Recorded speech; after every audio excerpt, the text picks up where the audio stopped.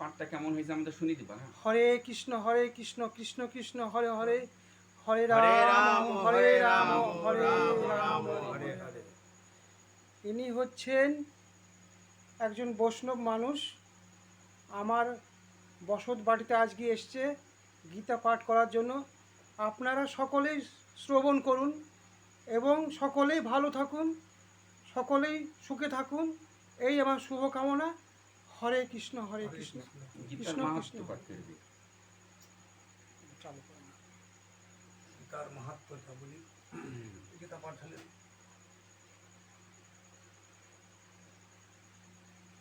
গীতার মাহাত্ম্য পাঠ করা হচ্ছে।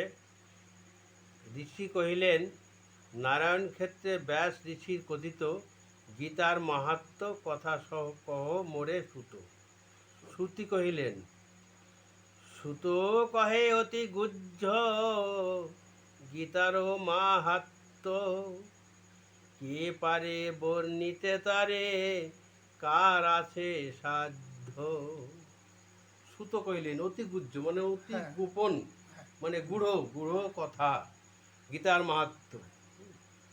কে পারে একে বর্ণিতে, মানে কে এর অর্থ করতে পারে, আছে কার সাধ্য।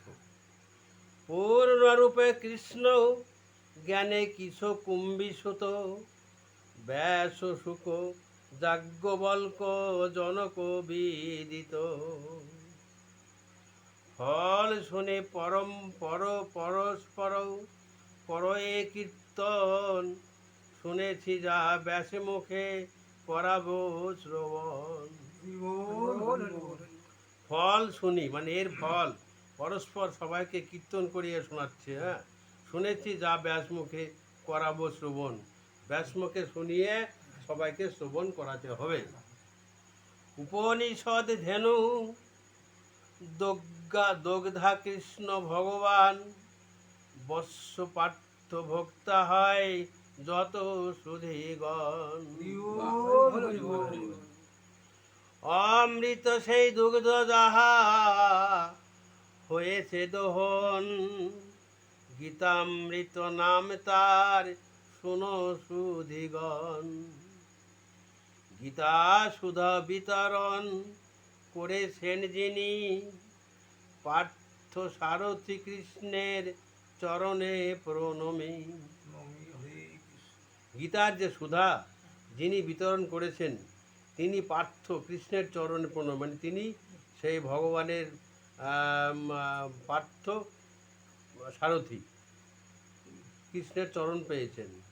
ভব সিন্ধু পারে যেতে ইচ্ছা হয় যার, গীতা তরি আরোহণে সেই হয় পার।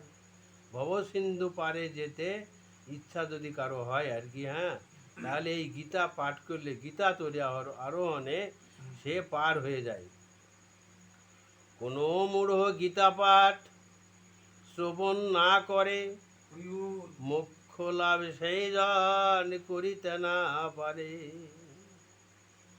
দিবানিশি গীতা গ্রন্থ পড়ে কিংবা শোনে, দেবতা সমান তারে জানিবে কো মনে। অর্জুনে ভক্তির তত্ত্ব বুঝাবার তরে, শোনালেন গীতামৃত শ্রীকৃষ্ণ তাহারে। পরম পবিত্র গীতা অষ্টাদশাধ্যায়, পঠনে শ্রবণে চিত্ত শুদ্ধি নিশ্চয়। পরম পবিত্র এই গীতা অষ্টাদশ অধ্যায়,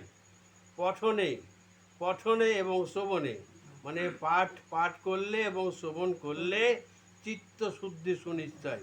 চিত্ত মানে মন, আত্মা যে, হ্যাঁ, ভিতরে আমাদের যে আছে তিনি শুদ্ধি সুনিশ্চয়, মানে তিনি শুদ্ধ হয়ে যায়।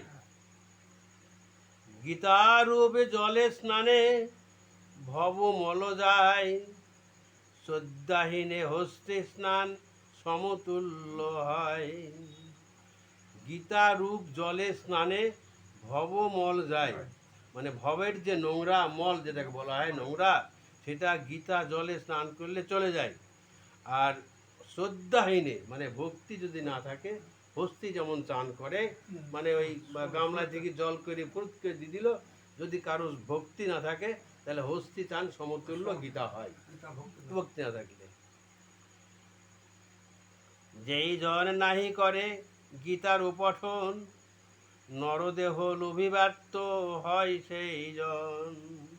যেই জন গীতা পাঠ করে না, নরদেহ লোভিবার্থ হয় সেই জন, মানে নরদেহ আমাদের এই যে মানুষ জীবন, এই মানুষ জীবন তার ব্যর্থ হয়ে যায় গীতা যদি কেউ পাঠ না করে বা শ্রবণ না করে।